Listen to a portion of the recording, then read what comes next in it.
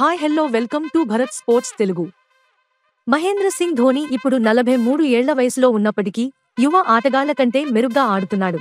International క్రికెట్తో పాటు ఐపీఎల్లోనూ ఆయన చక్కగా రాణిస్తున్నాడు. చెన్నై సూపర్ కింగ్స్ జట్టుకి ధోనీనే ప్రాణం అని చెప్పొచ్చు. త్వరలో జరగబోయే ఐపీఎల్ మెగా వేలంలో సీఎస్కే ధోనీని రిటైన్ చేస్తుందా అనే చర్చ జరుగుతోంది.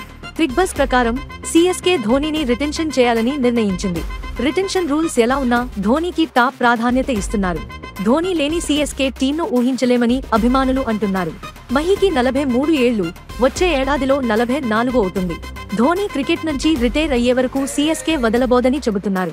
క్రికెట్ తర్వాత ధోనీ మెంటర్గా లేదా కోచ్గా ఉండే అవకాశం ఉంది. గత 2 ఐపీఎల్ సీజన్లుగా మోకాలి గాయం ధోనీని వేధిస్తోంది. దీంతో ఐపీఎల్ 2025లో ఆయన ఆడకపోవచ్చని అభిప్రాయాలు వ్యక్తమవుతున్నాయి. సీఎస్కే ధోనీని రిలీజ్ చేస్తే పెద్ద మొత్తంలో డబ్బును సేవ్ చేసుకోవచ్చు. అదే డబ్బుతో సూపర్ కింగ్స్ మెరుగైన జట్టును సిద్ధం చేయవచ్చు.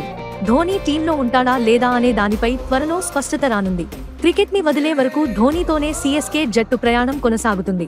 ఇలాంటి స్పోర్ట్స్ అప్డేట్స్ కోసం like, share and subscribe to Bharat sports Telugu.